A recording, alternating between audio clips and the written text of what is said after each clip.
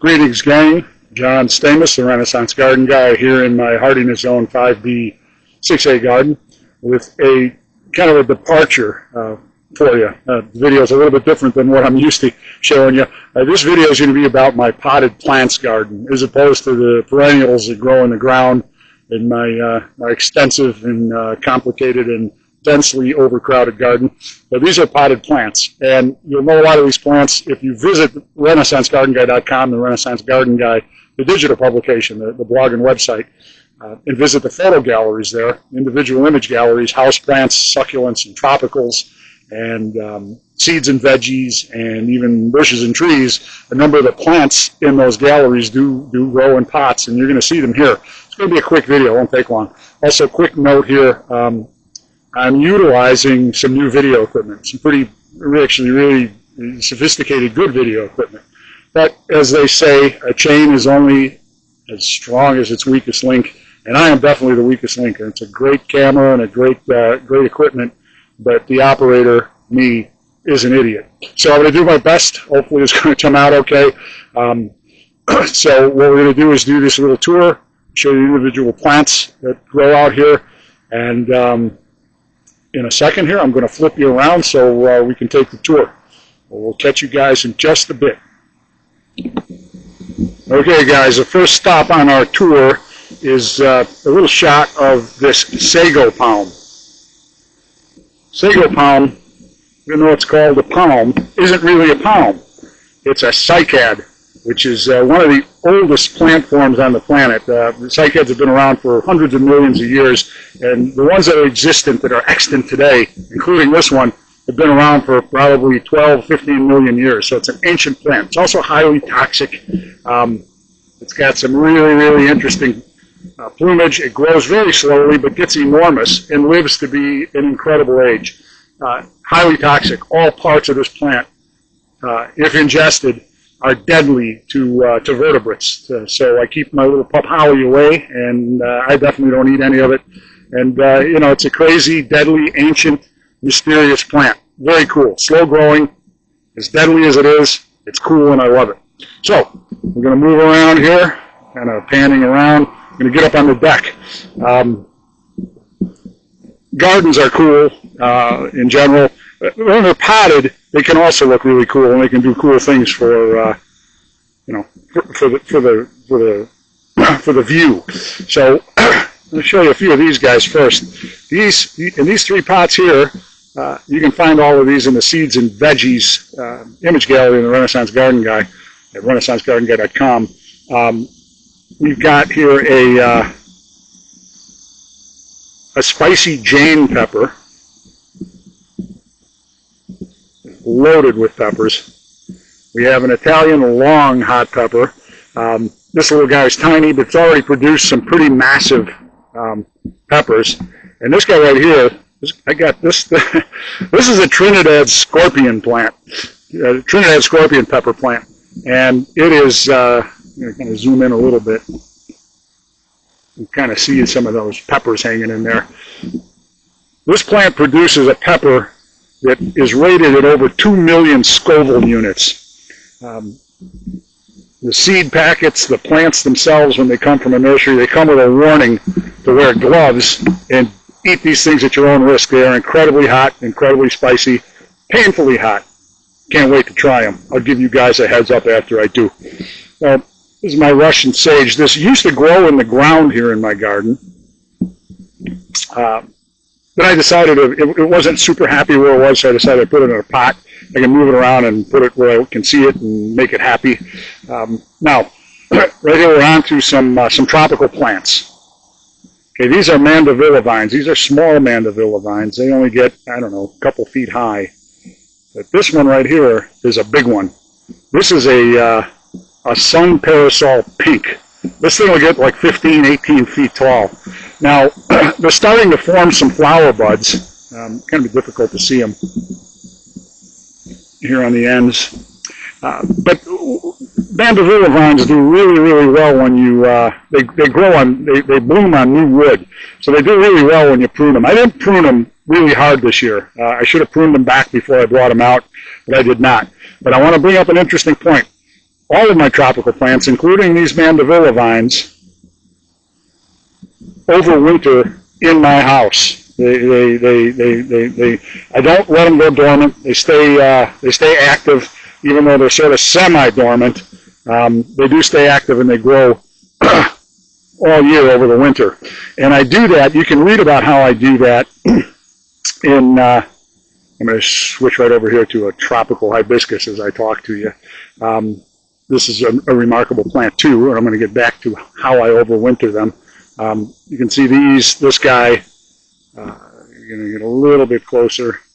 You'll see some flower buds there. Not the greatest picture. Again, I'm an idiot when it comes to operating audiovisual equipment. But there are flower buds. They're all over this plant. And it will flower in massive orange flowers.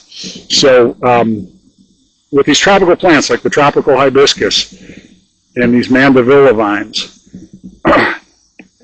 in the Renaissance Garden Guy website, blog, digital publication, renaissancegardenguy.com, there was an article I wrote called Help Your Tropical Plants Recover from Relocation Shock. What happens is when you move plants in after they've spent the summer outdoors, you bring them inside, they suffer relocation shock. They exhibit all sorts of traits, drop leaves, yellow leaves, drop leaves, etc.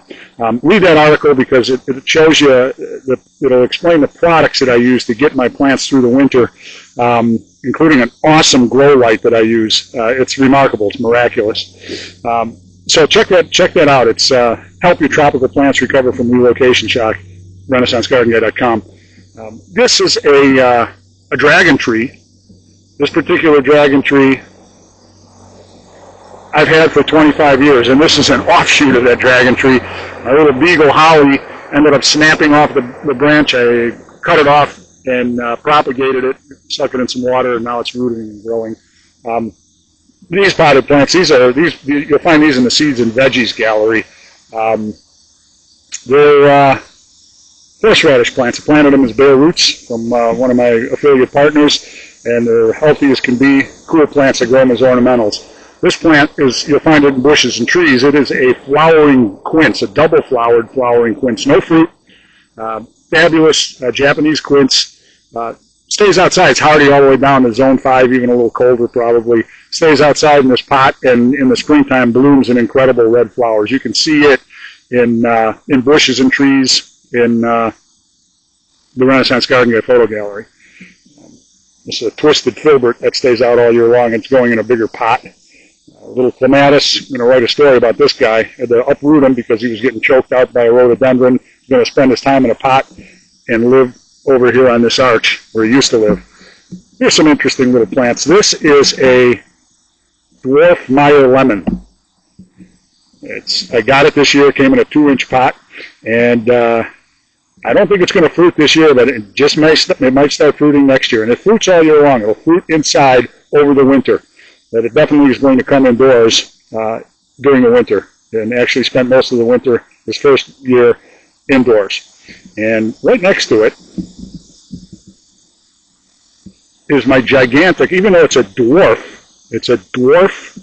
phenomenal fig tree. Ficus carica phenomenal. It's a hybrid. Only gets 28 inches tall, but I'm telling you, I think this thing is already over 28 inches tall. And again, this came in a little tiny 4-inch pot. Was a little twig, and now it's growing like crazy. And I don't think it's unreasonable to expect it to maybe even start fruiting this winter. Again, this will fruit all year long. Very, very cool plant. Again, you can read about these in bushes and trees, and I also have their photos in houseplant succulents and tropicals. These are my geraniums. They're fabulous geraniums. I love them. I love the color. They bright reds and purplish pinks, deep reds, and the two smaller ones are seed geraniums, grown from seed, and the big one I overwintered in my house. I didn't even let it go dormant. I kept it active, kept it growing. The grow light that I use kept it happy, and it's bushy and doing well.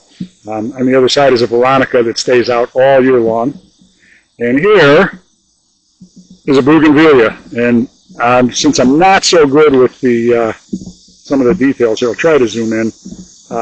It has not started blooming yet, but there are little buds on the ends of these branches, so we're going to get some flowers on this bougainvillea. Again, I made the mistake with my bougainvillea, and even with my hibiscus, but my mandevilla and bougainvillea in particular, I did not prune them back. They all bloom on new wood, and I should have pruned them back much harder than I did this year, and I did not.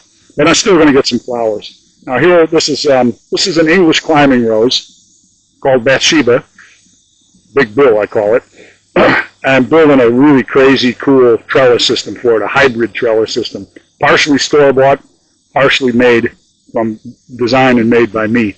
You can see the big base that's all around. There's going to be a special video and article about this because the construction of this thing is cool, and it's going to really enable this plant to grow like crazy. I got this as an own root, bare root, from David Austin Roses, wonderful English climbing rose. But again, it stays out all year long. So what I'm going to do, we're going to walk around to the front garden. I'll show you a few of the things that are growing there. But before I do, I just remembered something else. This is my little bat plant. You readers and subscribers of Renaissance Garden Guy, RenaissanceGardenGuy.com, will see this little guy there. And there's a reason that it's called a bat plant. I'm going to try to show you if I can. Although, like I said, I'm not too great with this. Let me give it a try. The little flowers, little purple and black flowers look like a little bat face, and the red petals look like bat wings. Wonderful, wonderful little plant. It is semi-evergreen outdoors in warmer climates. It comes inside in the wintertime, and this plant will grow to about 2 feet high by 2 feet wide. I love this little plant. So what I'm going to do, guys, is disconnect here for a second. We're going to go out to the front garden. I'll show you a few of the things that are growing there, and we'll be back in a flash.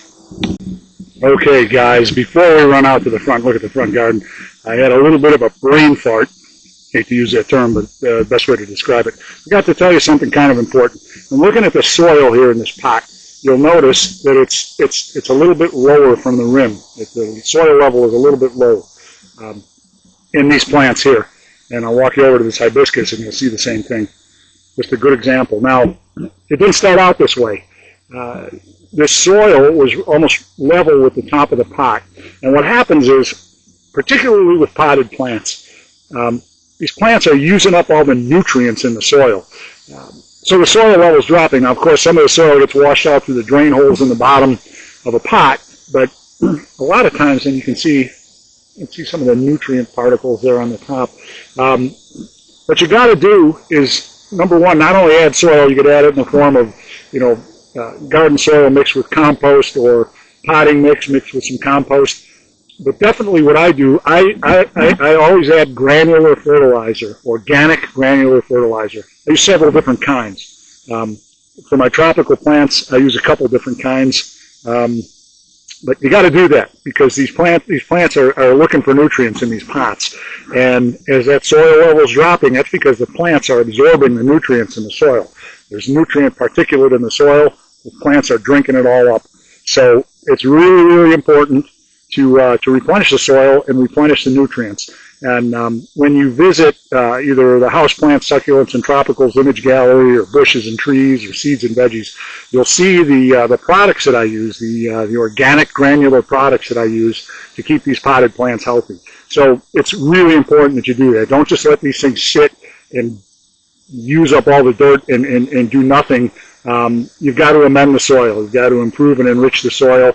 And I highly recommend the excellent organic fertilizers that I use, the granular fertilizers. So that's just it. Now, can you tell I kind of stuck this in as an afterthought?